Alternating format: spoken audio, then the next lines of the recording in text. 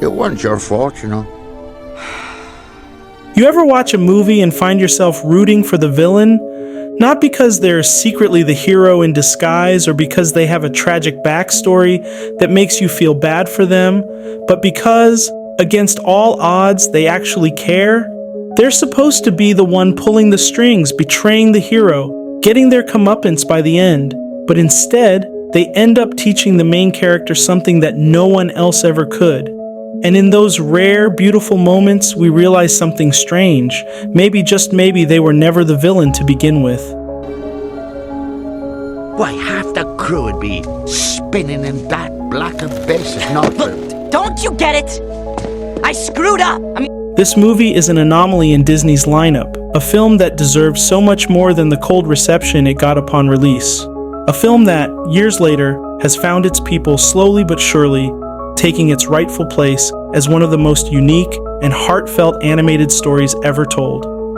And at the heart of that story is one of the greatest, most nuanced characters Disney has ever written, John Silver. For anyone unfamiliar, this movie is a sci-fi retelling of Treasure Island, which in itself is already an incredible Screwed premise. up! For 2 seconds, I thought that maybe I could do something right, but... I just...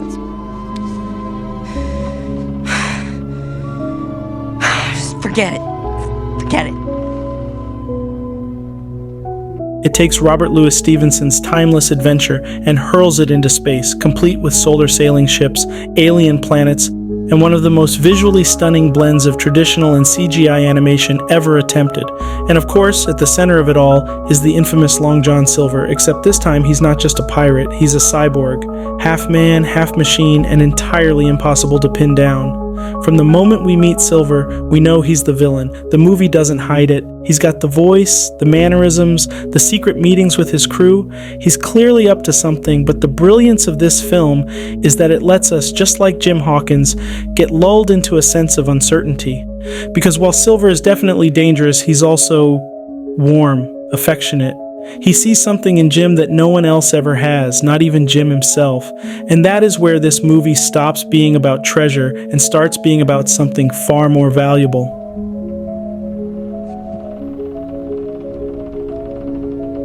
Now, you listen to me, James Hawkins. You got the makings of greatness in you. But Jim Hawkins is a kid who's been set adrift long before he ever steps foot on that ship.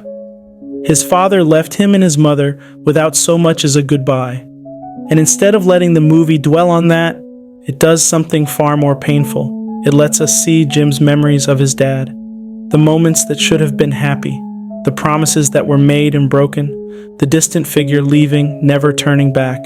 And then, suddenly, there's Silver, a man who, on paper, should be the last person Jim should trust, and yet, he does, because Silver doesn't just see Jim as some pawn in his game.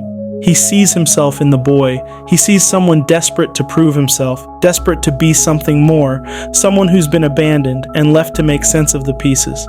And instead of exploiting that, he does something that almost no Disney villain has ever done. He steps in. The animation itself tells the story better than words ever could. Silver is designed as two halves of a whole, his human side warm and expressive, and his mechanical side cold and ruthless. When he's talking to his crew, the cybernetic eye narrows, calculating, emotionless. When he's talking to Jim, the human eye softens, the warmth creeps back in, and when Jim finally lets his guard down, we see something rare. The villain is the first to reach out, to say without words, "I see you, kid, I get it." There's a moment deep into the film when Jim overhears Silver telling his crew that he's been faking it all along, that everything he said to Jim was a lie, and in that moment we, just like Jim, feel like fools for believing in him. Of course he's the villain. That's the way these stories always go. you gotta take the helm and chart your own course. Stick to it, no matter the squalls. And when the time comes, you get the chance to really test the cut of your sails and show what you're made of. Well, I hope I'm there. Go. But then we see his face, the way his words don't quite match the hesitation in his eyes. And suddenly we realize Silver isn't just trying to convince his crew, he's trying to convince himself. Because here's the thing, he could have killed Jim a dozen times. He could have thrown him overboard, let him die in the chaos, done what every other villain in Disney's history has done. But he doesn't. Even at the very end, when everything is falling apart and the treasure is within his grasp, when Jim is literally dangling over the abyss, Silver makes his choice. The treasure, his lifelong dream, the thing he has sacrificed everything for, is right there. Catching some of the light coming off you that day.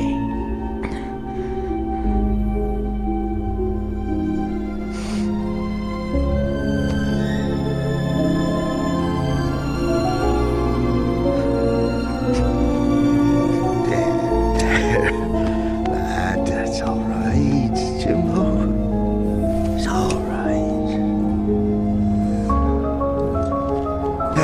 Now, Jim, I best be getting about my watch, and you'd best be getting some shut-eye.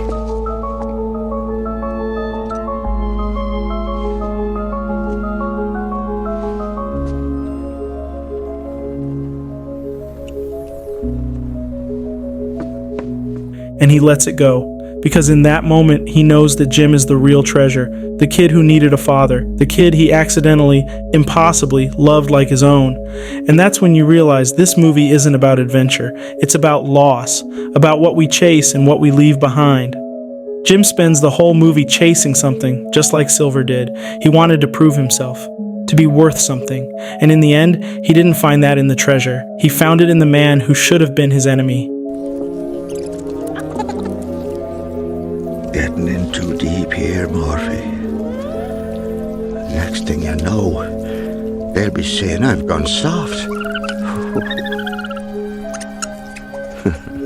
Silver is one of the most complicated villains Disney has ever created because he isn't just morally ambiguous, he's actively wrestling with who he is throughout the movie. His cybernetic parts don't just make him look cool, they symbolize his internal struggle. Half of him is hardened, mechanical, ruthless. The other half is still human, still capable of love, still fighting to hold on to something real. And we see that battle play out in nearly every interaction he has with Jim. He's training the boy, shaping him, but always with a wall up, always reminding himself that at the end of the day, he's supposed to betray him. And yet, when that moment comes, when he should let go and take what he wants, he hesitates. Because deep down, he knows he already has something more valuable than any gold he could ever steal. There's something heartbreaking about watching Silver try to deny himself the right to care. He masks it with gruffness, with sharp words, with fleeting moments of anger. He barks at Jim when the boy gets too close, reminds him that he's not his father, but then, when no one is looking, he softens. He adjusts Jim's posture, corrects his stance, gives him the kind of guidance that a real father would. And it's in those moments that we understand the truth. Silver isn't just helping Jim because he likes the kid, he's helping Jim because he wishes someone had done the same for him. And that's what makes the final goodbye between them so devastating. Jim has never had a father figure, and for one fleeting moment he does. And then, just as quickly, he loses him. But the difference this time is that Silver leaves on his own terms. He leaves because he has to, not because he doesn't care. And maybe that's the only closure Jim ever really needed.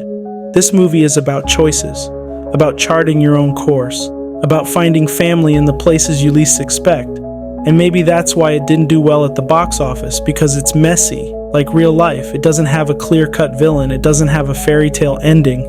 It's about a boy who lost something and a man who thought he had nothing left to give. And in the end, it reminds us of something we don't always want to admit, that sometimes the people who change us the most, the people who save us in ways we never expected, aren't the heroes, they're the villains.